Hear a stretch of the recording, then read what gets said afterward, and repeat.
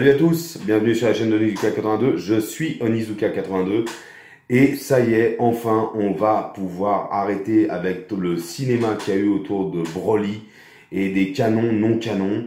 Le prochain film d'Akira Toriyama sort au mois de décembre 2018 au Japon et le méchant principal va encore une fois être Broly. Ça fait déjà 4 films en une période de 25 ans. C'est le 4e film qui va être consacré à ce personnage qu'est Broly. Donc pourquoi je dis qu'on va pouvoir enfin en finir avec cette histoire de canon ou non canon?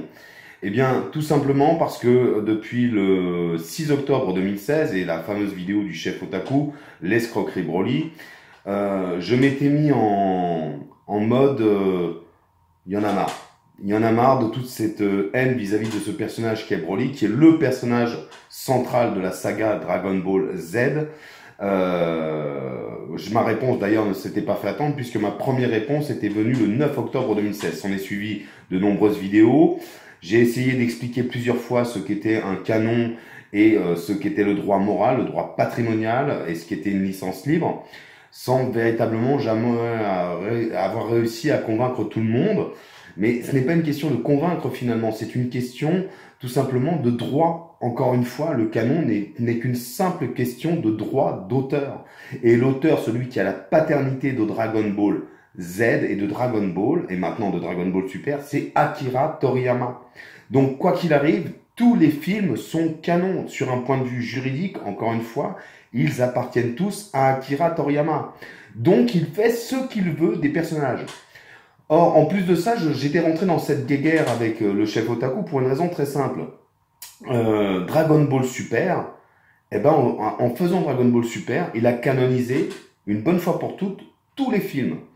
Ils étaient déjà canons par des petites astuces scénaristiques qui permettaient à Akira Toriyama de toucher un maximum de droits d'auteur. Quand je dis un maximum de droits d'auteur, c'est simple. Akira Toriyama est donc à tous les droits sur Dragon Ball et Dragon Ball Z, puisqu'il en est l'auteur originel.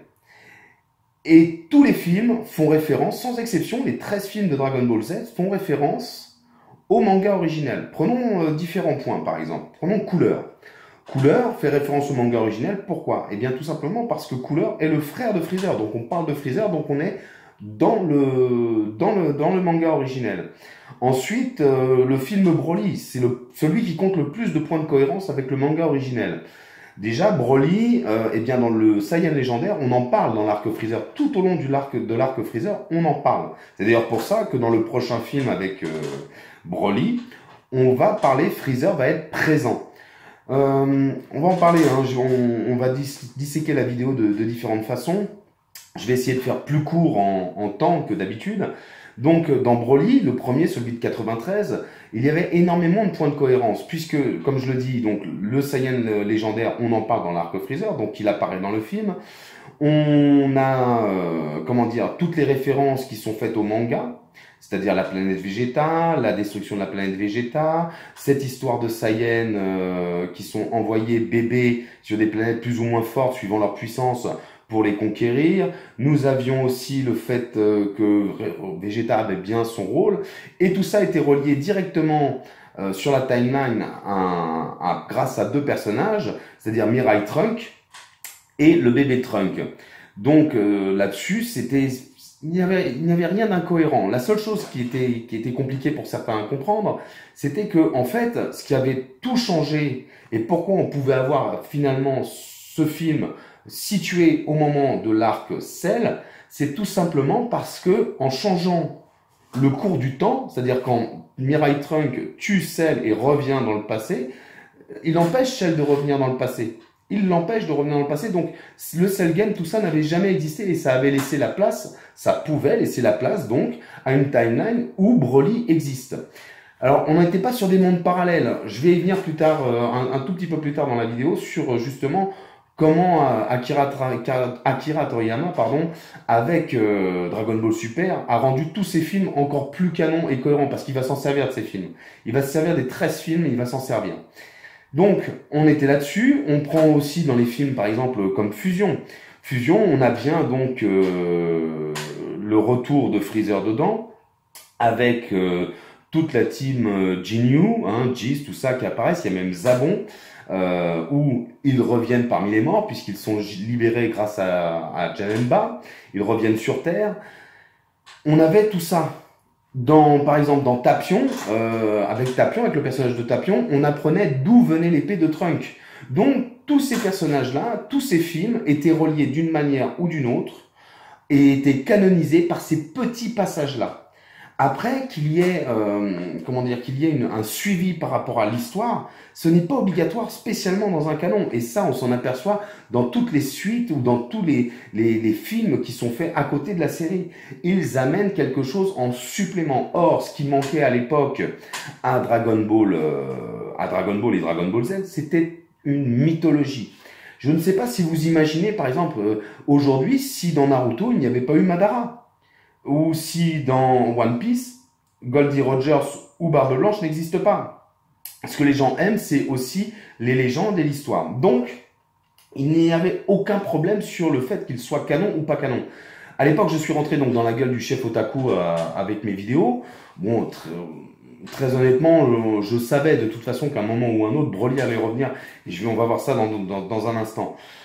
Parce qu'à un moment, il faut avoir un minimum de respect pour ce personnage. Il faut même en avoir un énorme respect pour ce personnage. Pourquoi? Parce que grâce à lui, grâce au film Broly, ça a complètement relancé la saga Dragon Ball.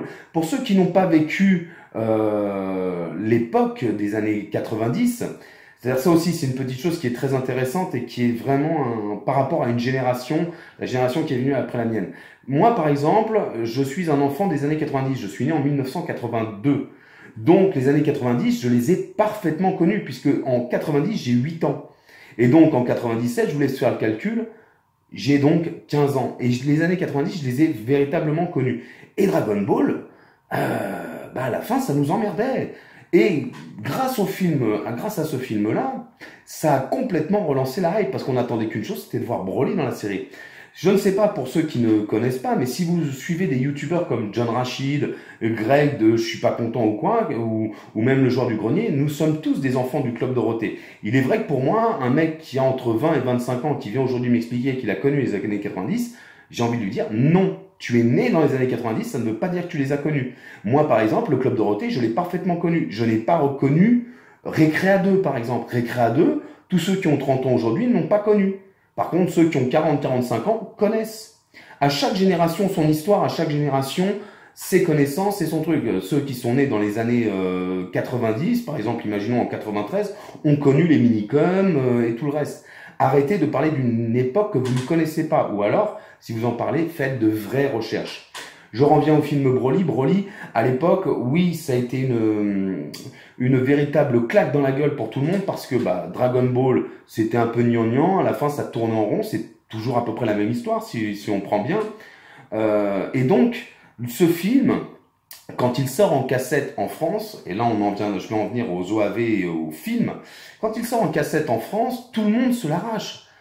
Quand t'as un copain qui a ce film, c'est la star au collège. Il faut aller chez lui pour aller le voir. Il te la prête pas, hein, je te le dis tout de suite. Moi, le seul pote que j'avais qui avait réussi à l'obtenir, sa mère l'avait commandé. Ah oui, ça aussi, on le trouvait pas non plus en vidéo partout. Il fallait les commander via les magazines Club Dorothée, Joypad et tout ça. Hein. Pour ceux qui s'en souviennent, qui ont mon âge, c'est important de le préciser. On ne le trouvait nulle part. Donc, moi, j'avais un pote qui l'avait, mais on se battait pour aller chez lui pour le voir, ce film. Parce que pour la première fois, on avait l'histoire des Saiyans et on avait aussi la légende. Cette légende que nous, on attendait, enfants des années 90, enfants ayant vécu cette époque, on attendait cette légende parce que elle était vendue à l'époque dans tout l'arc Freezer, comme j'ai démontré dans toutes mes vidéos. Elle était vendue et on l'attendait. Ça ne pouvait pas être Sangoku, ça ne pouvait pas être Mirai Trunks, ça ne pouvait pas être Vegeta. Donc on voulait savoir qui c'était. Et ce personnage-là est devenu le personnage emblématique de la saga Dragon Ball Z. Et ça, c'est vrai que c'est déroutant pour quelqu'un de ma génération de voir que la nouvelle génération, ceux qui ont entre 20 et 25 ans aujourd'hui, t'explique qu'en fait Broly c'est un personnage surcoté, que c'est un... Non, c'est le Saiyan légendaire. Et donc forcément, t'es obligé d'en parler. Parce que si lui n'existe pas, l'histoire de Dragon Ball, c'est pas extraordinaire, c'est vraiment pas génial, quoi. On reste sur notre faim. Et lui amenait ça.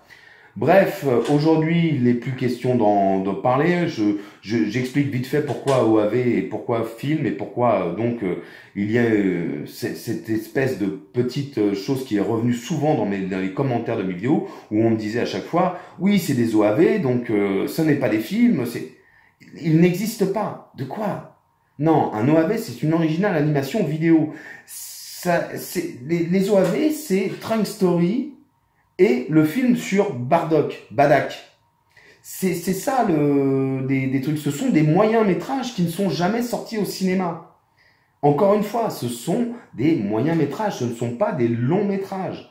Donc, ce ne sont pas des films, les OAV. Or, tout le reste, Broly, les 13 films, sont tous sortis au cinéma et sont tous des longs métrages.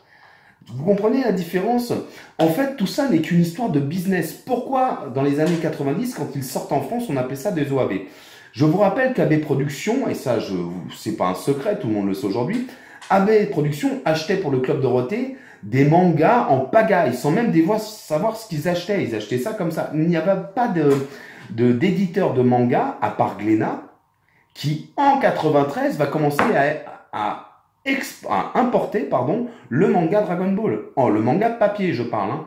C'est la première fois en 93 que ça va arriver. Sinon, le Club Dorothée achète tous ces mangas au rabais. Et donc, pour acheter au moins cher les films qui sont sortis au Japon, donc Broly, je rappelle que Broly, quand même, à sa sortie, a fait 21 millions de dollars au box-office. Merde, les gars, vous imaginez, en ne sortant qu'au Japon. Ça a été un raz-de-marée là-bas. Comment on peut cracher sur ce personnage? Donc, j'en reviens à AB Productions. Quand AB Productions achète les films à la société Toei, il les achète en tant qu'OAV, en tant qu'original animation vidéo, pour une simple et bonne raison, c'est parce qu'ils ne sont jamais sortis en France. Ils ne sont jamais sortis en France dans les salles de cinéma. Donc, ce qui te permet de faire la négociation et de faire passer le film à original animation vidéo, eh bien, tout simplement, c'est le marketing. C'est-à-dire que tu ne vas pas l'acheter plein tarif parce que tout le reste, c'est toi qui vas devoir en faire la pub, en devoir le produire et tout ça, et de faire les cassettes. Tu comprends ce que je veux dire ou pas? Comme je le dis à chaque fois, après, soit on est dedans, soit on n'est pas dedans. Moi, je fais partie de ces gens qui ont une entreprise, qui savent un petit peu de l'intérieur comment se gère ce genre de choses. Et donc, c'est pour ça que je peux me permettre de l'expliquer. C'est pour ça que sur les cassettes, quand vous les voyez sorties à une certaine époque, AB Productions, c'est bien marqué. Quand c'est AB Productions, c'est marqué OAV. Et quand c'est film marqué Toei, c'est film. Ce n'est pas OAV. Et ça n'a jamais été des OAV. En fin de compte, tout est une question de business et de plan de marketing fait à l'époque par AB Productions. Bref, tout ça, fallait le savoir, fallait un petit peu faire des recherches. Il n'y avait pas grand-chose, hein, il suffisait juste de taper AB Productions, voir coût de production, aller regarder un petit peu. Il n'y avait rien de compliqué. Franchement, comme je dis à chaque fois dans mes vidéos, et comme je le disais, parce que je ne vais pas en faire 50 des vidéos, j'expliquais à chaque fois, voilà, allez voir, plutôt que d'écouter quelqu'un sans même en se disant il a raison parce qu'il me fait rire et que machin. Non, allez vérifier toujours ce qui vous est dit. Que ça soit dans les mangas, dans la vie de tous les jours ou en politique ou tout ça, allez vérifier ce qu'on vous dit. C'est le meilleur conseil que je peux donner à la nouvelle génération, à la jeune génération. Allez vérifier. Nous, on le fait. Ça serait dommage que ça se perde avec notre génération. Bref. Tout ça fait que ça a été une petite guéguerre. J'ai arrêté de faire des vidéos pendant à peu près 1 an pour une raison très simple, c'est que j'ai ma propre entreprise, je travaille beaucoup, je fais énormément d'heures pour pouvoir faire vivre mon entreprise, j'emploie du personnel, je n'ai pas le temps de faire des vidéos sur Dragon Ball. Pourtant, des fois, j'ai regardé certains youtubeurs, j'avais envie de répondre, j'avais envie de dire, je parle même pas du chef otaku, mais j'avais envie de dire, mais est-ce que t'es con à ce point-là? Parce que, en fait, tout Dragon Ball Super, les 2 ans de Dragon Ball Super que nous venons de voir, t'amènent indéniablement à Broly. Pour une raison très simple, et ça, c'est pas dû à Akira Toriyama, parce que Akira Toriyama ne voulait absolument pas revenir sur ce personnage. Il a fait le design en 93, Yamauchi a réalisé le film, et Akira Toriyama donnait les idées de base. Aujourd'hui, quand moi je le disais dans mes vidéos il y a 1 an et demi, tout le monde se foutait de ma gueule. Aujourd'hui, c'est confirmé par les interviews de Yamauchi et d'Akira Toriyama, et puis aussi par la Toei. Et quand moi je parle dans ma vidéo L'Arc-Ciel, un autre regard, et elle est sortie il y a un an et demi de ça, quand je parle du directeur d'animation de la Toei, monsieur Tadayoshi Yamamuro, qui explique, qui avait travaillé sur le film Broly, qui explique en 2015 à la Japan Expo de Barcelone, qui explique dans son interview que en fait Akira Toriyama est le grand patron de Dragon Ball Z et que donc aucun film ne sort sur son aval, que tous les plans, les scénarios passent entre ses mains pour qu'il dise oui je suis d'accord avec ça, non je suis pas d'accord, ça je veux pas, ça machin, non ce dessin me plaît pas, c'est moi qui vais le refaire. Et c'est pour ça que Broly a eu une si grande classe, parce que si je peux critiquer Akira Toriyama sur ces histoires qui sont souvent très peu fouillées, sur le dessin, il est vraiment l'un des plus grands mangaka de tous les temps. Ça c'est vrai qu'au niveau dessin, il n'y a rien à dire sur le travail d'Akira Toriyama. Bref, donc monsieur Tadayoshi Yamamuro, directeur d'animation à la Toei, expliquait en 2015 à cette fameuse Japan Expo de Barcelone que donc Akira Toriyama était le grand patron de tout pour tout ce qui concerne Dragon Ball Z. Et la question qui lui était posée était, est-ce que, on est en 2015 à l'époque, hein, est-ce que vous souhaitez revoir un personnage revenir dans un des films, dans un des prochains films? Et sa réponse avait été immédiate, Broly. Alors déjà, là, en 2015, tu peux te poser des questions, parce que si effectivement le directeur d'animation pense à faire revenir Broly, tu peux te dire que tu vas le revoir, Broly, pour une raison très simple. Je rappelle qu'Universal a comment on appelle ça, un parc d'attractions au Japon. Donc avec des animations, Les Dents de la Mer, Indiana Jones, bref, tout le truc. Mais aussi, puisque Universal détient une partie, enfin, a un contrat avec Akira Toriyama sur l'exploitation, donc ce qui avait donné de mémoire Dragon Ball Evolution, un truc vraiment merdique. Ah ça aussi, je fais juste une toute petite aparté. Je vous rappelle aussi que Akira Toriyama n'assume jamais rien, parce qu'à la sortie de Dragon Ball Evolution, il avait dit que ce film mériterait un Oscar. Et puis quand il a vu le beat que ça a fait, il l'a tout de suite renié en disant que c'était de la merde. Mais remarque, en même temps, c'est de la merde. Bref, Universal a donc ce parc d'attractions au Japon. Et l'attraction qui a fait le plus grand succès, qui a eu le plus grand succès là-bas, c'est un cinéma en 3D où le personnage principal de ce film d'animation en 3D, c'est Broly.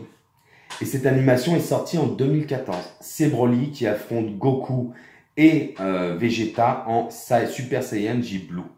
Et donc forcément, quand tu as Universal, la Toei, que tu as un film en 93 qui te rapporte 21 millions de dollars, que 25 ans après, tu as les fans qui se battent toujours à propos de ce personnage.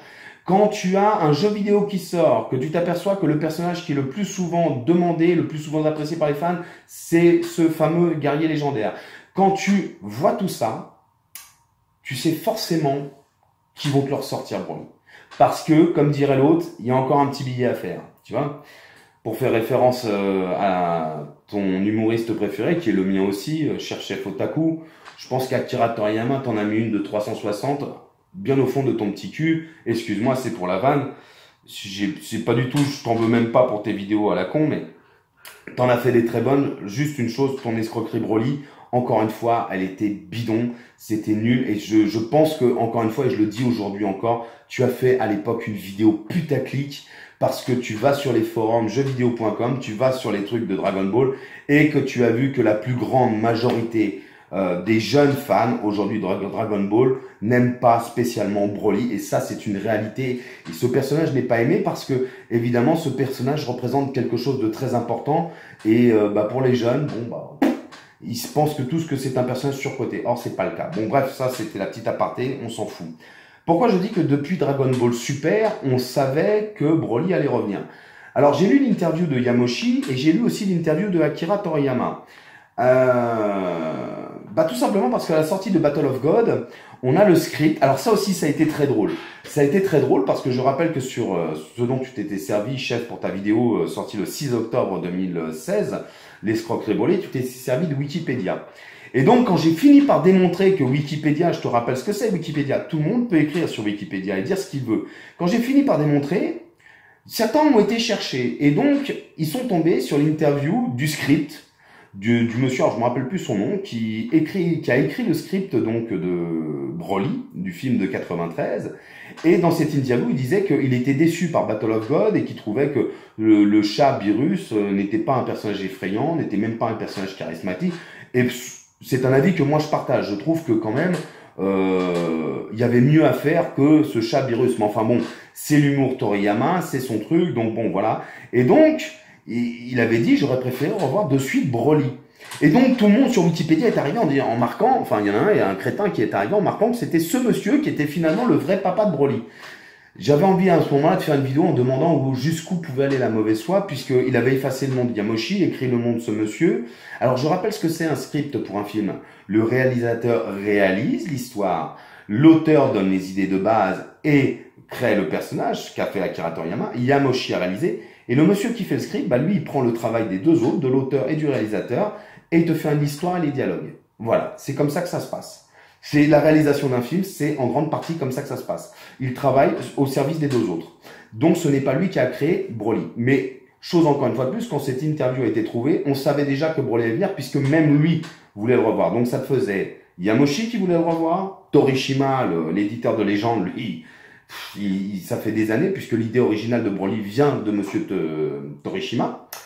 Donc tu avais donc aussi la Toei, la Shueisha, puisque là j'ai retrouvé aussi une interview du nouveau directeur départemental de Dragon Ball Room, enfin du département Dragon Ball qui en parle, la Shueisha qui voulait, la Toei, bref tout le monde le voulait, Universal le voulait, les fans le voulaient, et donc Battle of God, comme tout le long de Dragon Ball Super, t'a amené à l'arrivée de Broly.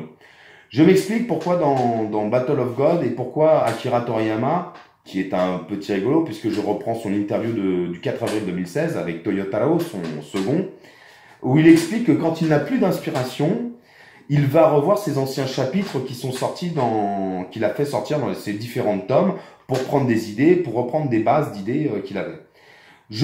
Quand il explique dans ce dernier interview, dans une de ses dernières interviews, que, en fait, il ne se souvenait absolument plus du film Broly, c'est un énorme mensonge, évidemment. Pourquoi? Parce que tu prends le scénario de Broly, tu prends le scénario de Battle of God, c'est le même scénario. Dans les points de convergence des deux films, bah c'est simple. Tu as Beerus et Whis. Beerus est le chaperon de Whis est le chaperon de Beerus, qui est un dieu de la destruction, donc avec une puissance hors norme. Paragus est le père de Broly, le guerrier légendaire. Beerus apprend que Freezer a été tué, il décide d'aller sur Terre pour rencontrer celui qui a tué Freezer. Paragus décide d'aller sur Terre pour rechercher le nouveau, le descendant du roi Vegeta, c'est-à-dire Vegeta lui-même, pour construire une nouvelle planète Saiyan. Donc les deux se rendent. Les deux arrivent pendant une fête. Beerus arrive pendant, je crois, l'anniversaire de Trunk ou l'anniversaire de Bulma, mais je crois que c'est celui de Trunk. Il arrive pendant l'anniversaire de Trunk. Paragus arrive, lui, pendant la fête du printemps, où il y a toute la Z-Team et il y a tout le monde qui est là et vient chercher donc Vegeta. Autre point de convergence, donc ça t'en fait déjà 2 points de convergence. Autre point de convergence, la réaction de Vegeta quand il s'aperçoit de la réalité de l'antagoniste. Quand Vegeta s'aperçoit que Broly est le Saiyan légendaire, il est terrorisé, il a peur, il ne sait plus, il reste tétanisé par la crainte. Quand Vegeta s'aperçoit que Beerus est le dieu de la destruction, là, il va faire le con. Alors là, c'est un changement, il va faire le con, mais il est tétanisé. Il fait le con parce qu'il a peur. Il fait le con pour amuser la galerie, mais il a peur. Il tremble de peur, Vegeta. 3e point de convergence entre les deux films. 4e point, le début de la baston. Beerus, Boubou refuse à Beerus de lui donner du flambi. C'est une idée à la con, c'est la petite touche d'humour Akira Toriyama. Et donc, ça va déclencher la colère de Beerus. Broly va se souvenir que Cachalo, Kakaroto, Sangoku si tu préfères, parce qu'il a 3 noms. Sangoku, il se souvient que Sangoku le pleurait énormément parce qu'ils étaient voisins de couveuse et que ça l'a traumatisé. Et donc, il va péter un plomb en se rappelant de qui est Sangoku. Hop, donc c'est le 4e point de convergence. Ensuite, dans le 5e point de convergence, entre les deux films, Tu vas avoir cette fameuse scène où Sangoku ne peut absolument pas vaincre Beerus, donc il va y avoir cette histoire des 5 Saiyans au cœur pur qui lui transmettent leur force pour qu'il puisse devenir presque l'égal d'un dieu, en tout cas surpuissant au niveau des Saiyans. Et dans le film Broly, les 5, je crois qu'ils sont 5 ou 4, il y a Vegeta, Trunks, Piccolo, Sangohan, alors ils doivent être 4, peut-être que j'en oublie un, je ne sais plus, non, Krillin il se bat pas, qui lui prêtent leur force pour essayer de vaincre Broly. Et dans les 2 films, donc c'est le 5e point, et dans les 2 films, il n'arrive pas à battre l'antagoniste de l'histoire, c'est-à-dire que dans Battle of God, Sangoku n'arrive pas à battre Beerus, et dans le film 8, Sangoku n'arrive pas finalement à battre Broly, puisqu'il reviendra dans un 2e film, donc il ne l'a pas tué. Ce qui à l'époque est très très loin d'être stupide, pour une simple et bonne raison, c'est que ça commence à te préparer, déjà ça te fait un petit rappel, ces 5 points, ces 6 points même de convergence, te font un petit rappel sur un film qui a marqué toute une génération. C'est pas pour rien que c'est le même scénario. Akira Toriyama, même si je trouve que souvent il ne travaille pas suffisamment ses histoires, est loin d'être un imbécile. Ça a permis, ce film Battle of God, de faire un petit point de rappel. Tiens, on trouve des points de convergence entre les 2 films. Et d'ailleurs, il y a un YouTuber que, bon, j'ai regardé cette vidéo parce que la véritable force de Broly, c'est Gaki, qui d'ailleurs avait fait cette vidéo sur Broly se retient, et qui était très intéressante parce que évidemment lui, comme beaucoup d'autres, comme beaucoup de gens d'une certaine génération et qui s'intéressent réellement à Dragon Ball, avait fait ce rapprochement entre les 2 films, d'où sa vidéo. Alors, je vais pas débattre sur la force puisque encore une fois, faut se rappeler la force de Broly, faut se rappeler une chose, c'est toujours l'auteur qui décide de qui gagne et qui perd. Si demain il a envie que Broly explose la gueule de Sangoku, voire le tue, eh ben, il aura fait en sorte que Broly le massacre. Sinon, bah, ça sera le contraire. Et tout simplement, comme c'est simple pourtant, c'est l'auteur qui décide. Ce n'est pas nous, fans, qui décidons de qui gagne, qui perd. C'est l'auteur. Encore une fois. Bon, bref. Donc, ça avait donné cette vidéo sur Gaki et ça avait suivi avec la fameuse vidéo du chef Otaku, l'escroquerie Broly. C'est aussi ça que je n'ai pas aimé dans la vidéo du chef Otaku, c'est que quand tu as un travail qui est fait avec un travail de recherche et un travail sérieux, comme avait fait Gaki, et que tu fais que de la vidéo avec comme source Wikipédia, tu peux pas te permettre de critiquer la vidéo d'un autre, ni de critiquer ce que l'autre pense. Après, il peut y avoir un débat, évidemment, mais ta vidéo était, encore une fois, très putaclic, et tu nous avais fait du sophisme tout le long, tu avais essayé d'empoisonner le puits, en nous parlant des pyramides, d'un reportage que j'ai moi-même regardé, chef Otaku, en fait, où tu nous parles par exemple d'Illuminati, de martiens, de choses comme ça. C'est pas ce dont on te parle dans cette vidéo. On t'explique juste que les pyramides n'ont pas pu être construites en 30 ans, comme les archéologues d'il y a un siècle pensaient. Voilà, et ça c'est le mec qui a conçu le viaduc de Millau qui te le dit, puisque il te dit avec les moyens qu'ils ont à l'époque, c'est impossible. Ça a pris au moins 100 ans pour pouvoir faire ces pyramides. Bref, ça c'était une petite aparté, mais tu vois, au niveau sophisme, là ta vidéo c'était vraiment encore une fois histoire de donner raison à une certaine comment dire, à une certaine partie de ta communauté qui était assez grande, assez vaste, puisque je pense que tes vidéos touchent surtout entre les 15 et les 20-25 ans. C'est pas pour autant que ton travail est mauvais, chef Otaku. C'est simplement que pour une fois, et je vais dire depuis, remarque, t'en as fait apparemment pas mal, puisque j'ai quelques abonnés qui sont venus m'expliquer un petit peu tes vidéos, tu es parti en vrille complètement là-dessus. Je préfère largement le cas Naruto 1 et 2 que tes vidéos sur Dragon Ball. Sur Dragon Ball, pour moi, t'es au même niveau que One Piece. Tu brasses de l'air. Bref. Revenons à ce qui nous intéresse, donc Battle of God et la suite de Dragon Ball Super. Donc comme j'ai dit, il y avait tous les points de convergence entre le film Broly et le film Battle of God. C'était pour ainsi dire le même scénario. Donc quand aujourd'hui Akira Toriyama nous explique que il ne se souvenait plus du film ni du scénario, faut arrêter de se foutre de la gueule du monde. Non, c'est pas vrai, tu t'en souviens parfaitement Akira, seulement comme à chaque fois, tu fais celui qui ne s'en souvient pas parce que tu fais un plagiat à chaque fois de tes anciens, de tes anciennes tomes. Il suffit de regarder Dragon Ball Z, à part l'arc Freezer, l'arc Cell et l'arc Boo, c'est que ça se colle. Même l'arc des Saiyans, peut se coller. Tu prends exactement à chaque fois, deux personnages arrivent sur Terre et foutent le bordel, et il y en a un troisième qui est encore plus puissant que tous les autres. Bref, c'est à chaque fois la même chose. Donc on revient à Dragon Ball Super, et ce petit mensonge sur lequel je pense la plupart de tes fans ne t'en voudront pas. Bref, revenons à Dragon Ball Super. À quel moment on a su que Broly allait revenir? Eh bien, pas au moment de la présence de Calais, mais bien avant.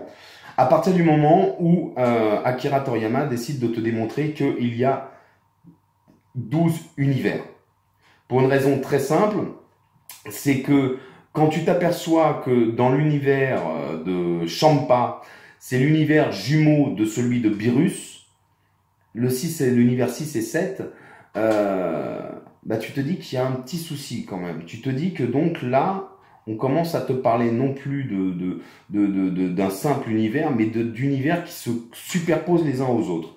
Je prends l'exemple, quand on découvre pendant le tournoi de Champa et de Beerus, quand on découvre les antagonistes de l'univers de Champa, on s'aperçoit que les Saiyans existent aussi dans l'univers de Champa, on s'aperçoit que Freezer existe aussi dans l'univers de Champa, mais qu'ils sont complètement différents. Et donc, bah forcément tu te dis, si tous ces personnages-là existent dans l'univers de Champa, forcément ils existent aussi dans l'univers de Beerus, et donc t'attends à voir un moment ou un autre le Broly. Et moi je pensais qu'ils allaient nous sortir un Broly, et en fait ce fut calé une Broly. Bref, est-ce que j'ai été déçu? Absolument pas, parce que je m'y attendais totalement. Pourquoi? Parce que, encore une fois, Calais, quand elle arrive dans Dragon Ball Super, ce n'est pas Akira Toriyama qui le veut, c'est la Toei. Ça, vous allez chercher directement sur Google, et vous tapez interview Akira Toriyama, explication de Calais, et là, vous avez les deux directeurs d'animation actuellement, donc Monsieur Tadayoshi Yamamuro, et je ne me rappelle plus le nom de l'autre, qui en parle, qui explique qu'ils ont énormément insisté pour qu'il y ait un Broly dans l'univers de Champa. Bref, donc on apprend ça, mais c'est surtout dans les scans. C'est pas dans l'animé que c'est le plus important, c'est dans les scans. Et dans les scans, ce que j'explique dans ma vidéo L'Arc-Ciel, un autre regard, sur les voyages dans le temps de Trunk, c'est l'arc Zamatsu qui va expliquer pourquoi Broly, le film Broly, est bien canon. Comme j'explique dans l'Arc-Ciel, un autre regard, quand Trunk, et on ne parle pas, et c'est bien pour ça que dans ma vidéo je précise, on ne parle pas à l'époque de monde parallèle, on parle bien de voyage dans le temps. Quand Trunk tue Cell et l'empêche de revenir dans le passé, l'Arc-Ciel ne peut pas exister. Ça, c'est pas moi qui te l'invente, c'est Akira Toriyama qui te le dit dans le manga. Encore une fois, je ne fais pas des vidéos avec des thèses en expliquant, en faisant de la voyance. Non, non, je prends des faits qui sont dans le manga, encore une fois. J'en ai même un au niveau de la mauvaise foi qui m'a dit que, dans les commentaires, que j'avais les tomes avec les anciennes traductions. C'est extraordinaire. Non, non, je suis allé vérifier à la FNAC. Non, non, c'est bien toujours les mêmes, ça n'a pas changé. Hein. Bon, bref. Donc, quand il t'explique le voyage de Trunk, en fait, en 3 pages, dans le scan du chapitre 14, eh ben, il te canonise direct le film 8. Pourquoi? Je reviens sur Trunk. Il empêche donc Cell de revenir. Donc, l'arc Cell Game n'existe pas, puisque Cell n'est jamais revenu. Par contre, effectivement, ils vont bien vers la salle du temps, mais à la base, c'est pour affronter C16, C17 et C18, pour une raison très simple, ils ne sont pas suffisamment puissants pour les vaincre, et C16 est l'égal de Cell. Donc, ils sont obligés de se surentraîner. Et c'est pour ça que ça ne pose aucune incohérence. Par contre, à partir du moment où ils ont vaincu les cyborgs, ils ont créé un autre futur, ce qu'on appelle un futur alternatif. Alors là aussi, vous reprenez l'interview d'Akira Toriyama, où justement, Akira Toriyama, cette interview est sortie en septembre 2017, où on lui demande pourquoi cette histoire de monde parallèle. Et il dit parce que la question, quand il a fait sortir Mirai Trunk de son chapeau dans Dragon Ball Super, il dit pourquoi vous avez parlé de monde parallèle? Il répond tout simplement parce qu'il était beaucoup plus simple de parler de monde parallèle que d'expliquer les voyages dans le temps et tout ça. C'était beaucoup trop compliqué, il pense que le public n'aurait pas compris. Et ce qui est vrai, puisque quand je sors ma vidéo, en avril 2017, personne ne comprend réellement ce que je suis en train d'expliquer. Bref, ça laisse donc une place pour un futur alternatif, c'est-à-dire, à l'époque, pour une deuxième fin à cet arc Cell et à l'arc des cyborgs et de Cell. Le film 8 était censé donner une autre fin alternative, un autre futur possible.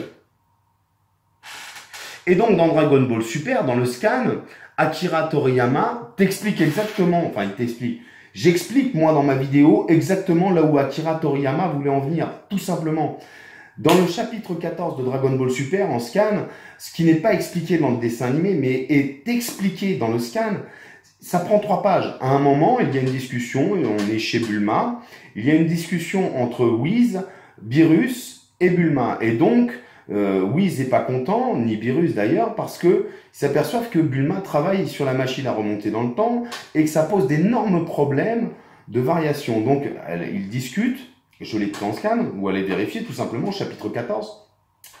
Et Whis lui dit que, en fait, lui explique que quand Freezer a détruit la Terre et qu'il est revenu, lui, 3 secondes en arrière, ben, il n'a pas sauvé la Terre, il a juste créé un autre futur alternatif, un autre espace-temps, un autre moment. Mais sinon, la Terre a bien été détruite dans un des univers bien précis, elle a bien été détruite par Freezer. Vous voyez ce que je veux dire? Est-ce que, avec cette page-là, vous regardez, il y a même, il a fait ça en 3 pages, hein, Akira Toriyama, il y a même une institutrice qui est là, il y a Trunk petit qui est en train de prendre ses cours, ses leçons particulières, ses cours particuliers, et donc elle lui explique, voilà, si tu fais ça, et que tu tues machin, hop, t'as changé le cours du temps. Elle explique bien qu'il y a 2 présents, enfin deux mondes qui peuvent se créer suivant comment on agit. Et c'est exactement ce qu'il y a dans avec le film 8, l'arc Cell. En fait, avec les voyages dans le temps, ces changements-là font que il a réuni tous les univers parallèles à la timeline principale. Il les a tous réunis d'un coup. Voilà. Donc il n'y a même plus de questions à se poser sur canon, pas canon. À partir du moment où tu as lu le scan du chapitre 14, tu l'as compris. Tu as compris que donc on était réellement dans une question de monde parallèle, de futur alternatif, de dimensions parallèles, où effectivement, il y a, à cause de Trunk, à cause des voyages de Trunk dans le passé, il a créé plusieurs timelines possibles. Donc, on savait que à partir de ce moment-là, quand on a lu, et le scan, je crois qu'il est sorti en mars 2017, le chapitre 14 en scan, eh ben on savait que de toute façon, il allait s'en servir pour faire revenir Broly, et c'est ce qui se passe aujourd'hui. Donc il y a ça, évidemment moi j'en parle, je ne sais plus la date de sortie de l'arc Cell, un autre regard, mais j'en parle de ce point essentiel qui permet à Akira Toriyama de faire revenir Broly. Ensuite il y a bien évidemment le personnage de Calais. Si Calais existe dans l'univers de Champa, forcément, puisque c'est un univers miroir à celui de Beerus, le Saiyan légendaire existe aussi dans l'univers de Beerus. Mais l'univers de Beerus, à la différence de celui de Champa, a plusieurs mondes parallèles, lui aussi, a plusieurs mondes parallèles dans son propre univers. Pourquoi? Eh bien, toujours à cause de Trunk. Parce que le voyage dans le temps qu'a fait Trunk au moment de l'arc Cercle, au moment de l'arc des cyborgs, eh ben, ça a créé plusieurs futurs alternatifs. Je rappelle encore une fois que quand Trunk arrive pour expliquer ce qui va arriver dans le futur à la Z-Team et à Sangoku, il ne parle que de 2 personnages, du Dr Gero et de C19, C20 et C19. Il ne parle que de ces 2-là. Quand il retourne dans le futur, il revient 3 ans après, bah pour lui, C20 et C19 n'existent plus. Il parle de 3 autres cyborgs, et donc pour lui, il ne connaît pas C19 et C20. C'est normal parce que, évidemment, en prévenant la Z-Team, eh ben, ils sont en train d'éliminer C19 et C20, et lui, je rappelle qu'il est bébé, il a qu'un an, et donc il ne peut pas connaître ces 2-là, puisqu'ils sont en train de se faire éliminer. Évidemment, ça crée un autre futur, et ainsi de suite. Et en tuant, encore une fois, en tuant Cell, il empêche le futur qui était vu au départ, qui était fait au départ, il l'empêche d'arriver. Donc, il a créé, à cause du voyage de Trunk, on a droit à presque de mémoire, je crois que j'ai fait le plan, le schéma, on en arrive à presque 4 dimensions différentes. 4 mondes parallèles. Donc voilà, c'est expliqué dans le scan du chapitre 14 de Dragon Ball Super. Et ce n'est pas expliqué dans l'animé. Forcément, si tu n'as regardé que l'animé, tu ne peux pas avoir ce point de détail-là. On t'explique même dans Dragon Ball Super, le chapitre 14, donc la bataille entre au moment de l'arrivée de Boo avec Trunk en fin de compte et tout ça, avec les Kaioshin et tout ça. Il t'explique tout ça. C'est très bien, c'est ce qu'il faut lire. Il faut lire d'abord les scans et ensuite regarder l'animé. Bon, pour Dragon Ball Super, c'est un peu compliqué puisque ils se sont arrangés un peu différemment pour sortir très vite les épisodes. Akira Toriyama donne ce qui va se passer et la Toei brode autour. Bref, revenons donc à Broly. Donc oui, grâce à tout ça, on sait que à un moment ou à un autre, il va y avoir Broly qui va arriver. Et donc le personnage de Calais, comme je le dis, comme l'univers 6 et l'univers 7 sont des univers miroirs, forcément, dans l'univers de Beerus, il existe forcément un Saiyan légendaire. C'était le point. À partir de ce moment-là, quand j'ai su qu'il y avait Calais, enfin, à l'époque, on ne connaît pas son nom, mais une Broly qui allait arriver, c'est pour ça qu'à la fin de ma vidéo l'Arc-Cell, je dis « J'espère, chef, que tu nous feras plus jamais de vidéo sur Dragon Ball Z. » Parce que l'arrivée de ce personnage-là fait que j'avais raison sur toute la ligne. Non pas parce que j'ai raison, mais parce que simplement, quand je m'adresse à des gens, quand je vends mon entreprise, quand je reçois du monde chez moi, dans mon établissement ou quoi, je vends un produit, je vends quelque chose. Et donc forcément, pour pouvoir faire ça, il faut que je fasse des recherches. Et quand je m'adresse aux gens sur une vidéo, je ne fais pas une vidéo en disant « Tiens, ça me passe par la tête, je vais dire ça ». Non. Tu passes pour un con, et c'est ce qui se passe aujourd'hui, tout le monde se fout un peu de ta gueule chez Otaku. Donc forcément, on savait grâce à tout ça dans Dragon Ball Super qu'à un moment ou un autre, ils allaient nous faire venir Broly. Alors évidemment, là, la dernière nouvelle de la sortie, tout le monde a dit « Oui, mais c'est pas le même design et tout. » Ben, bien sûr que c'est pas le même design, puisque le Broly du film de 93 est dans un univers parallèle. Tout simplement, évidemment que ça peut pas être le même design. Évidemment. Là, en plus, Akira Toriyama te sort un design qui, putain, pour l'instant, moi, de ce que j'en vois, pète la classe. J'ai réussi à sortir une vignette du film. Donc, on a, en plus, les codes couleurs sont respectés. Effectivement, Broly, cette fois-ci, va vraiment porter du violet.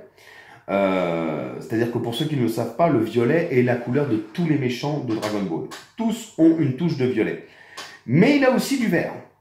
Et en règle générale, je pense qu'on va avoir donc dans Dragon Ball Super, j'ai lu un peu les théories, comme les théories ce n'est pas mon truc, je ne fais pas de théorie, j'attends que l'auteur me raconte une histoire, je n'ai pas envie de savoir avant ce qui va se passer, je n'expliquerai pas les théories, d'autres le font beaucoup mieux que moi, c'est leur boulot, c'est pas le mien. Mais quand je vois le design qu'il va avoir, ce Broly-là, je pense qu'on va avoir quelque chose de plutôt pas mal. Évidemment, ça ne va pas reprendre spécialement toute l'histoire parce que, encore une fois, ce n'est pas un univers élargi des films. Mais grâce à l'explication que donne Akira Toriyama dans le chapitre 14 de Dragon Ball Super, on sait maintenant que ce sont, à partir du voyage dans le temps de Trunks, ce sont des mondes, des univers parallèles. Donc ne venez pas me dire que ça les rend hors canon, puisque tout est dans des univers parallèles maintenant à partir de Dragon Ball Super. Voilà. Donc c'était là-dessus. Vous avez je vous mets la petite vignette de Broly, donc avec Broly, Sangoku et Vegeta en tête d'affiche. Donc il a la peau beaucoup plus mate, ce Broly-là. Il a une cicatrice sur la joue gauche. Il a l'air véritablement très violent, très haineux. Il a les yeux jaunes, ce qui en règle générale n'est pas bon signe. Bref, il a la tenue apparemment de ceux qui travaillent pour Freezer. Donc, encore une fois, ça aussi, ça fait partie des points de cohérence, puisque Freezer, ça reprend la point de cohérence de l'arc Freezer, puisque Freezer, lui, est parfaitement au courant qu'il existe un Saiyan légendaire et qu'il existe des Super Saiyans. Je rappelle, allez voir ma vidéo « L'arc Freezer, un autre regard ». Je reprends tous ces points-là depuis 1 an et demi. Je vous les ai tous remis. Donc, lui est parfaitement au courant. Est-ce qu'à l'époque, c'était une incohérence? Oui, c'était une incohérence. Et là, Akira Toriyama est en train de régler cette incohérence. Justement, donc ça veut bien dire que Freezer était au courant. Donc, est-ce qu'il a été recruté Broly bien avant? Est-ce qu'il l'a recueilli quand il était bébé? Est-ce qu'il l'a retrouvé? Je n'en sais rien, j'ai pas envie de le savoir réellement, ça ne m'intéresse pas. Ce que je veux savoir, c'est ce que va devenir ce personnage. Parce que j'imagine parfaitement ce Broly-là et là c'est pas de la théorie, c'est ce que j'imagine, hein, je ne fais absolument pas de théorie, c'est ce que moi j'imagine, être un des héros principaux, ou peut-être un des antagonistes, l'antagoniste principal de la prochaine saga Dragon Ball Super. Dans les 2 prochaines années, je pense que c'est le personnage qui va réveiller les fans. Bref, en tout cas, il n'a pas intérêt de le rater parce que sinon, il va se mettre une grande partie de la communauté à dos. Pourquoi on savait aussi, avec tout ce que je viens de vous dire, pourquoi on savait aussi que Broly allait revenir? Eh bien, tout simplement parce qu'il y a eu un sondage fait par la Toei et fait par Universal au Japon, où la question était quel était votre méchant préféré. Donc celui qui arrivait en tête, alors j'ai plus les chiffres en tête, mais c'est 19% pour Freezer, qui était le méchant préféré. Et le deuxième préféré des fans était Broly avec 15%. Le deuxième qui venait, enfin le troisième qui venait après ces deux-là, c'était Jiren. Est-ce que vous vous rendez bien compte que Jiren est moins populaire que Broly? Est-ce que vous vous rendez compte que Jiren, qui vient de sortir, qui est censé être l'ultra puissance, est moins populaire que le personnage de Broly au Japon? À chaque fois, ça aussi, dans mes vidéos, j'ai été repris à plusieurs reprises. Par exemple, quand je dis qu'au Japon, l'Arc-Cell a fait un bide, tout le monde m'est tombé dessus en me disant « Ouais, machin et tout ». Moi aussi, j'ai bien aimé l'Arc-Cell. Pourquoi? Parce que ça nous parle. Ça nous parle, nous, en tant qu'occidentaux, parce que ça fait penser à Retour vers le futur, Terminator, Cyborg, Voyage dans le temps, voilà. Mais au Japon, ça leur parle pas. Ça leur a pas parlé. Et puis, l'espèce de truc moche vert avec des points noirs, ça parle à personne. Il est moche, Cell, même en perfect, il n'a pas la classe, il ressemble à rien. Et ça a été difficile pour certains de le comprendre, mais pourtant, quand tu vois le sondage qui a été fait, je le mets en truc, Cell, il arrive en 11e position. Quand je vous dis que je prends mes informations au Japon et pas en France, ça aussi, je pourrais faire une vidéo complète sur les mensonges qui sont racontés sur les sites français. Parce que ça aussi, je pourrais pousser un petit coup de gueule sur les sites français. Vous êtes vraiment une bande de tartuffes quand même. Hein. Vous êtes quand même une belle bande de tartuffes. À part un ou deux qui sont à peu près sérieux et qui ne changent pas un traître mot, un seul mot des interviews, putain, sur les sites français, vous êtes là parce que vous avez dit des conneries pendant 2 ans depuis cette guéguerre qui divise l'univers de Dragon Ball entre les fans de Broly et les fans, ceux qui trouvent que c'est un personnage de merde. Je vous le dis, ceux qui trouvent que c'est un personnage de merde, pour moi, vous n'avez strictement rien compris à ce qu'il était, ce personnage. Pour moi, vous êtes en dehors du monde de Dragon Ball. Vous ne servez à rien, en fait. Voilà, ça sert à rien, c'est donner de la confiture à des cochons. Broly n'existe pas. Vous êtes vraiment des nazes. Bref, Cell est détesté au Japon. Il n'y a pas beaucoup. Ça aussi, ça fait partie des choses que j'avais expliquées où tout le monde me tombe dessus. Mais allez vérifier ce que je dis. Ce n'est pas mon opinion. Je pense que c'est ça le problème du public aujourd'hui en France sur les vidéos YouTube. Vous partez du principe que le youtubeur ou le mec qui fait les vidéos donne son opinion. Je ne donne pas mon opinion. Je ne donne pas mon opinion puisque je critique l'Arc-Cell alors que j'adore l'Arc-Cell moi-même. Je le critique parce que je me base sur ce que les Japonais attendent. Vous oubliez juste une chose, c'est que l'auteur est japonais. Et donc, il s'adresse avant tout à son public japonais. Putain, essayez d'imaginer juste une chose. La culture japonaise et la culture asiatique est l'une des plus grandes de ce monde. De notre planète, c'est l'une des plus grandes cultures, l'une des plus vastes, l'une des plus riches, avec l'histoire occidentale. Et encore, elle est même encore plus riche. Je fais une petite aparté sur One Piece, par exemple. Quand j'explique que Barbe Blanche, Goldie Rogers, Ace, Marco du Phénix sont tirés Teach sont tirés, les personnages, le caractère des personnages, la façon dont ils ont d'agir sont tirés des Chroniques des Trois Royaumes, c'est-à-dire de Liu Mei pour Marshall D. Teach, de Guan Yu pour Barbe Blanche, de Liu Bei pour Goldie Roger, de Xiaoping pour comment il s'appelle, Marco du Phénix et je me rappelle plus, Guan Xing. Quand je dis que ces personnages, le design, l'histoire de ces personnages dans One Piece est exactement la même que celle dans la Chronique des Trois Royaumes, j'ai un mec quand même ou une nana qui est venu me sortir dans le truc. Je pensais que mort de rire, je pensais que les personnages de One Piece étaient tirés des pirates du 15e et du 17e siècle, comme si tu étais un érudit, on me sortait une connerie pareille. Espèce d'imbécile, j'ai envie de te dire. Mais à un moment, les personnages sont pas tirés les noms, oui, Lafitte, Barbe Noire, tout ça, oui, les noms, oui, parce qu'il faut une référence. Mais si, on te parle de pirates, donc on prend des noms de pirates, mais l'histoire, qu'est-ce que tu vas expliquer, Barbe Noire, Marshall B. Teach, et tu vas lui mettre l'histoire de Barbe Noire. Tu sais combien de temps, espèce d'imbécile, elle a vécu, Barbe Noire, comme capitaine comme capitaine de pirate? 3 ans. Le seul fait d'armes qu'il a fait, c'est une bataille navale contre les Anglais, où il a gagné. Enfin, il a coulé 2 bateaux, il s'est enfui comme un lâche, et puis après, mais il s'est fait buter au bout de 3 ans. Ah, tu vas aller loin dans ton histoire. À un moment, je trouve ça même presque limite raciste de penser que on a une culture, nous occidentaux, tellement riche que les autres sont obligés de s'en inspirer. Non, les autres s'en inspirent pas. Ils s'en inspirent, oui, pour certaines choses. La guerre de ces dernières années, par exemple, je continue mon aparté vite fait sur One Piece. Nico Robin, par exemple, le bombardement qu'elle se prend sur sa ville natale, oui, c'est Nagasaki et Hiroshima qui est représenté. Mais les Asiatiques n'ont pas besoin de l'histoire occidentale. Quand on prend Dragon Ball est inspiré de Sun Wukong. À un moment, les enfants, j'ai envie de vous dire, arrêtez, l'Occident n'est pas le nombril du monde. L'Asie a une histoire tellement plus riche que la nôtre. Je dirais même, enfin, je veux dire, rien que la Chine, à la fin de l'époque Ming, elle se divise en 3 royaumes. Je veux dire, c'est énorme. Voilà, ils prennent l'histoire, il y a des temples qui sont conçus. Quand je parle de Barbe Blanche, par exemple, Barbe Blanche, il a des temples. Enfin, pas lui, mais Guan Yu, celui qui a inspiré son personnage, il y a des temples.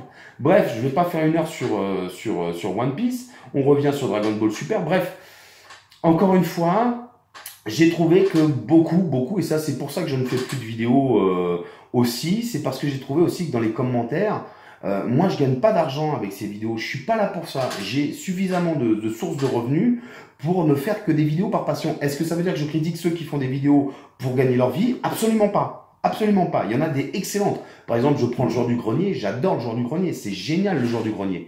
Je prends Benzaï, j'adore. Je prends, comment il s'appelle, Greg de Je suis pas content, j'adore. Même le chef Otaku, il y a beaucoup de ces vidéos que j'ai appréciées. D'autres, John Rachid, tout ça, j'adore tous ces mecs-là. Mais à un moment, moi, je ne fais pas ça pour ça. Je ne fais pas ça pour gagner ma vie. Quand je fais des vidéos, c'est même pas pour être connu. La preuve, c'est que on voyait, je crois que j'ai une seule de mes vidéos qui était destinée au public, on voyait mon visage. Là, je le fais parce que j'en ai marre de faire des montages, ça me prend du temps, c'est un truc de fou, donc je fais une vidéo face cam. Mais à un moment, voilà.